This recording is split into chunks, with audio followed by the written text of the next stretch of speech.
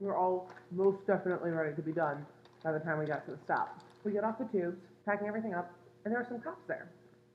And they're like, "Are you Taylor?" To Taylor. And she's like, yeah. Her cousin had been waiting for her at the end for like 3 hours with her stuff. And she's like, "I don't want to talk to her. I can't." So then she got in a fight with a cop.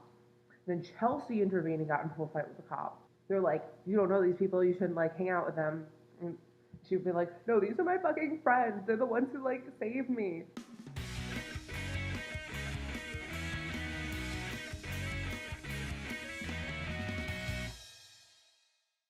We eventually agreed that we would go with Taylor to get her stuff. She would not have to deal with her cousin. We would get her home.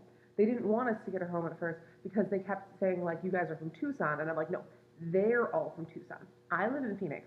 Apparently, she lives, like, down the street from me. So we get to the top, and, like, we're looking around, and we're like, "Where are we supposed to meet her cousin?" I'm like, "Okay, maybe it was back at, like, the first station." So we go and get on the bus. And she's looking out the window, and she's like, "I think that's my cousin over there, and there's so many cops." He got off the bus, and like Matt and I are like, "No, we're coming with you. Like, you're not dealing with this alone." We already put our tubes on the bus, and if you don't return all of your tubes, like, you have to pay a $30 fine for each tube. The bus driver tries to leave while we're like dealing with this. And so like Alex and Chelsea like trying to stop him, and it's like the whole thing. Like, there are people who are on the bus who are like, "We want to go." There are two more buses waiting. Alex comes to like get us to like be like, "Come on, let's go." Like, no, we're making sure that she gets home okay, because she's getting into a fight with her cousin now. We're talking to the cop because the cop is like did not understand what was going on. Chelsea got all of the tubes off the bus so the bus could leave, and then the next bus came and left. Taylor decides to go home with her cousin.